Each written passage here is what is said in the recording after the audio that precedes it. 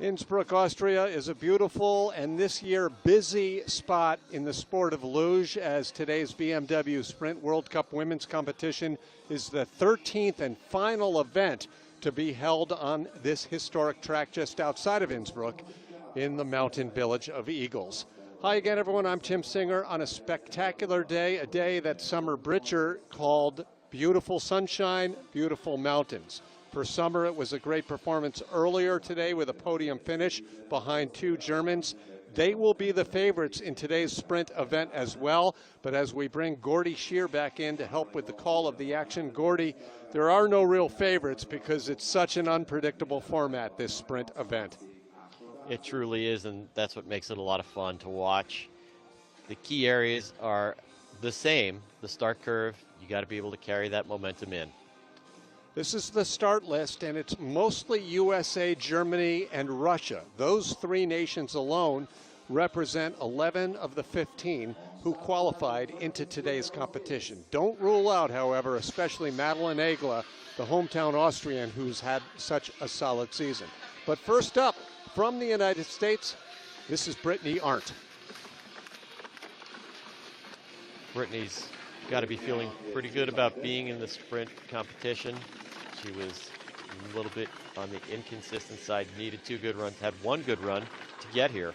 So this is a format that might favor her and see her move up the standings a little bit. Not one of the larger athletes, but we've seen that the gliders sort of even the playing field a little bit in the sport of sprint luge. Now, this is the newest format in World Cup luge.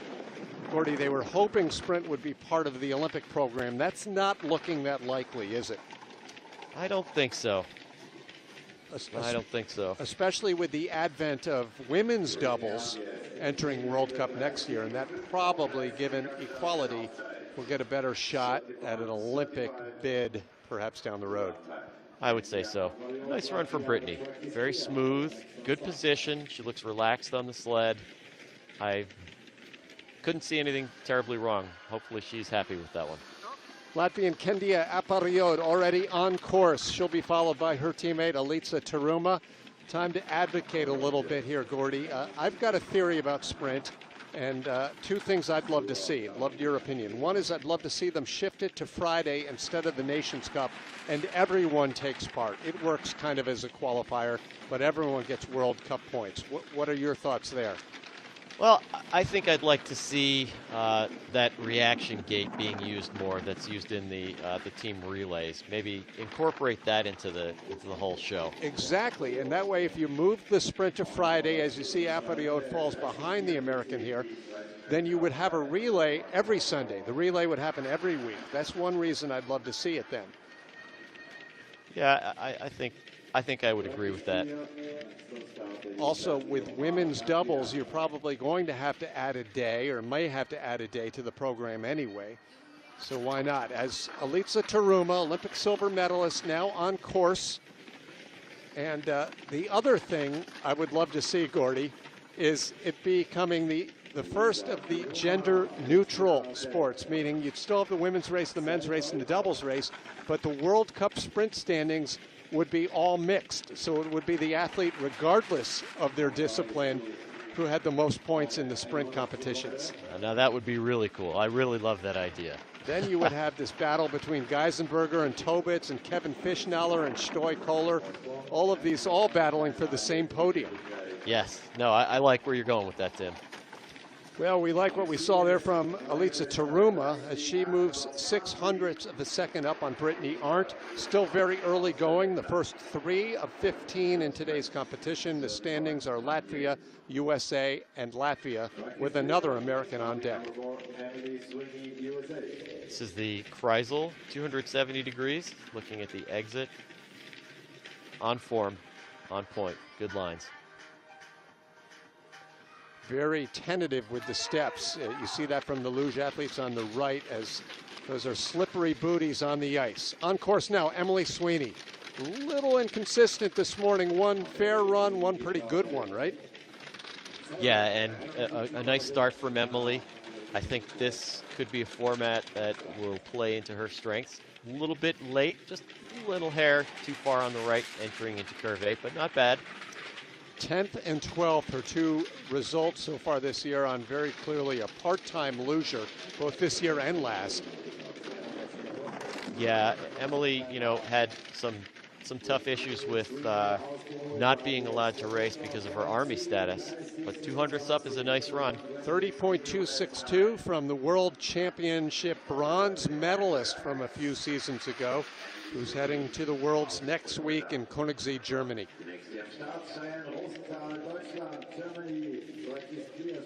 Very nice. Very nice. Emily's got such good form on the sled, so aerodynamic. Sweeney out in front. It's USA, Latvia, but now the first of 4 Germans in today's race. Cheyenne Rosenthal from Winterberg. She is a junior world champion, in fact, a surprise junior world champion over her teammate Anna Birreiter here in Innsbruck 2 years ago. She had less than optimal lines at the top. And I think it's going to be, it won't be so easier for her to make time. Not impossible. That was a very nice exit of 9. But we'll see where she lands in relation to Emily. She's losing time. We saw earlier today in the doubles race how these Latvians found all sorts of time down at the bottom. It can be found if the setup is right. Not the case today for Cheyenne Rosenthal. She trails the Latvian and the American, currently in 3rd place right now. I think that was all about her start curve. That's where she was not able to carry the speed. Because down here she looks very good. A slight cross into curve 14, pointing up towards the entrance of the curve, but nothing major. Now the top 10 from earlier today, led off by Tatiana Ivanova, 2-time race winner this year, but who's had such awful results this season on this track in Innsbruck, including a 20th at the World Cup opener. She did not qualify for the relay that day, and then 10th earlier today. So far, so good from Ivanova. Now she falls into the red. Falling back. I'm not actually surprised to see this. And why is that? Based on how she was sliding earlier in the day. Yeah, can it be one of those things? I mean, this isn't the most challenging track, and Ivanova takes a lot of races, 16 career victories, and she does it on challenging courses. But it's a matter of comfort, right? Yeah, I think so. And just based on how the Russian sleds were running, again, nothing terrible going on here. I think Sweeney's form was perhaps a little bit better between curves 9 and 10. Now the next of the Russians. Yeah, Demchenko set herself up nicely with a nice start curve. You were mentioning earlier today in the 2-heat Classic World Cup race that Victoria was like that close. She was riding some great lines. And if she keeps it clean, she can be very fast. Yeah, she added a little bit of extra distance, I think, in the Kreisel. We saw the sled going up and down, not an even line. So that cost her some time. And you mentioned yesterday that those lines we see painted on the wall mean nothing to the athletes. Those are just for the viewer, right? Yeah, just for us to reference as television viewers and announcers. 6th place, which guarantees Emily Sweeney another stay in the leader's box and her best result of the season, as she can do no worse than 9th. Still some strong sleds to go, but a nice early indicator for the USA and Latvian sleds.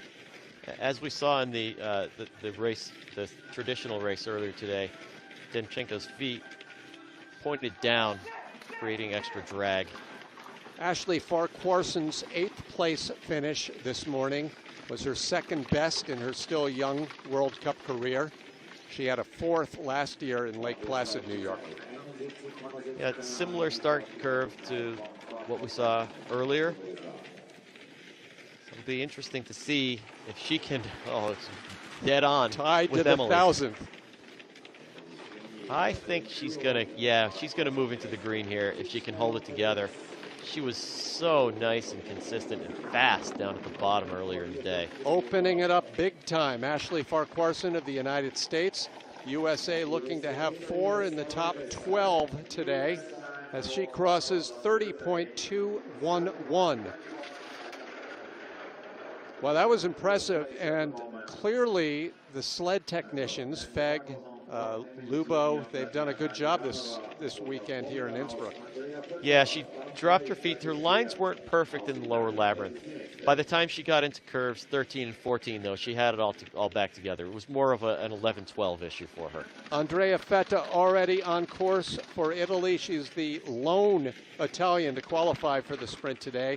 Bit of a surprise. You would have thought better results perhaps from Ziegler here on her home track. And already in the red, Andrea Voetter.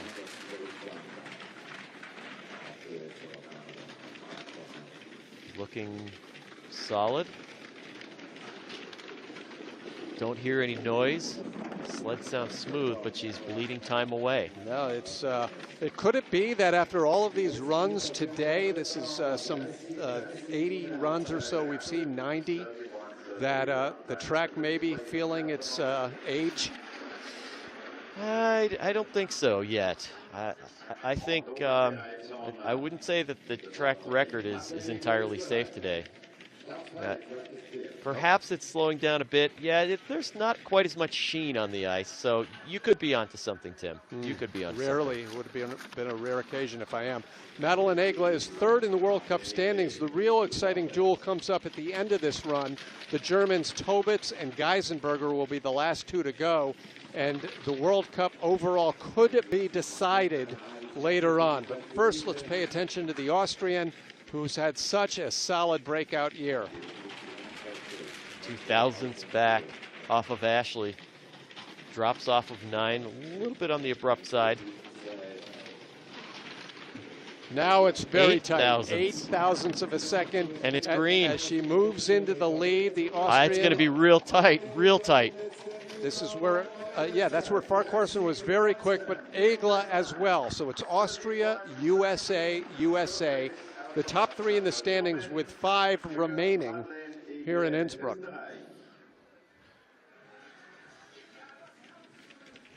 Yeah, I think, very, very close to that left wall going into the Kreisel. Another race, another great showing. I'm so impressed with what Madeline's been able to do this year. Top 5 just about every week. Now it's Diana Eitberger. Several years ago, she won her first ever World Cup race on this track here in Innsbruck. She's so fast, we lose her there for a second. Fastest speed, 72.1 for the new mother, originally from Thuringia, now makes her home in nearby Munich, Germany.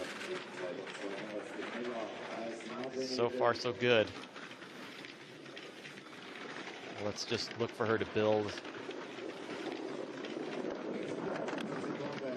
The 2 tallest athletes, one with the lead at the bottom, the other on course, poised to take the lead. Nice job by Diana Eitberger, 30.132 for the German, with still 2 of her teammates set to go.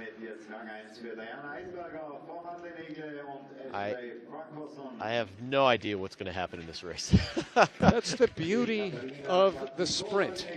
Yeah. And there are a lot of detractors, and I get it. But I have fun as a commentator because it's not business as usual. I agree. It's fun to watch once you understand the format. Katerina Katnikova, her next race will be a world championship race where she'll look to defend that title in the sprint competition. 3 days of racing next week. It all begins at the Worlds on Friday. Well, seeing how her teammates seem to lose time at the bottom, I think this is going to be an uphill battle for Katnikova. Eitberger of Germany leading over Austria and the USA. Can this be a top 3 for Katnikova? She looked pretty sharp in her 2 runs earlier. And looking pretty good here, but I don't think it's enough. It isn't enough for the lead. It's an outside chance for the podium, but 3 are still to come. The 3 best finishers earlier today. Nonetheless, no worse than a top 6 for Ekaterina Katnikova as she heads to the World Championships.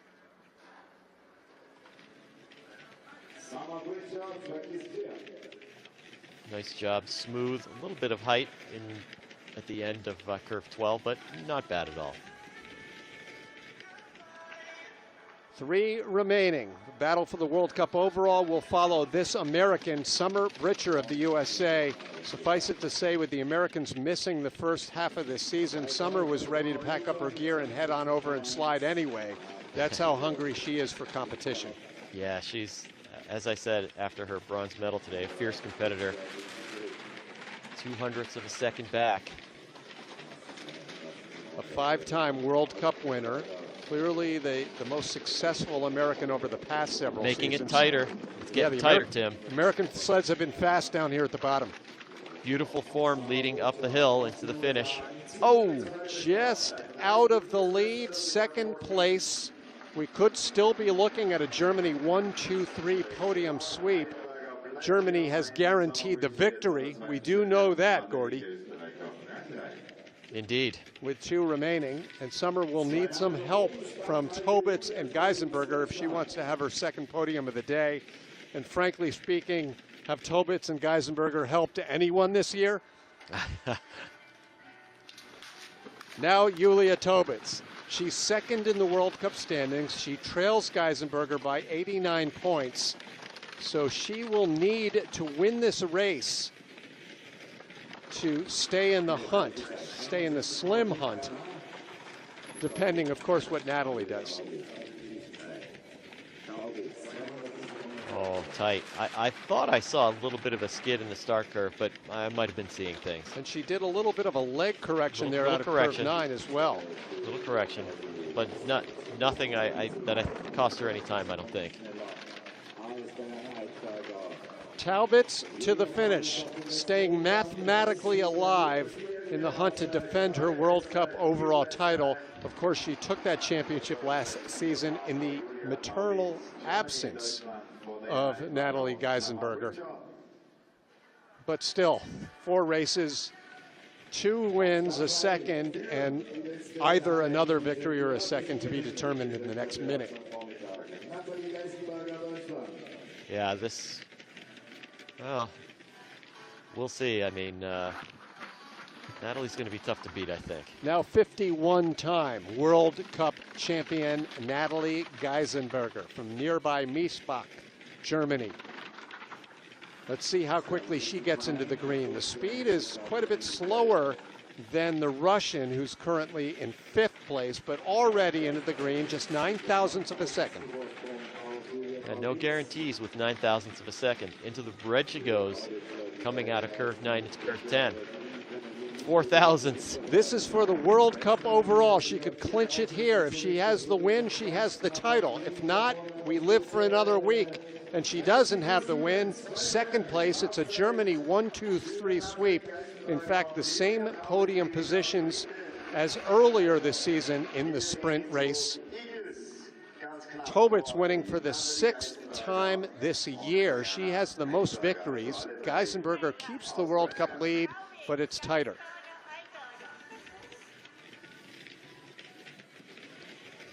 Little time lost coming off 9. You saw that lateral spray of the ice underneath her steels. A very happy German staff at the bottom of the hill. And not a bad season for Natalie on her return from maternity leave, is it, Gordy? 9 seconds and 2 wins. Amazing. So she is smiling, heading back home to her husband, baby, and dog, and preparing for a world championship on her home track. Now, I think by, let's see, 15 points ahead. We'll get to that in a moment. First, we flash the results of this race. Germany 1-2-3, USA 4-7-8. So those 2 nations certainly owning the day here in women's luge. And a look at all of the rest of the results.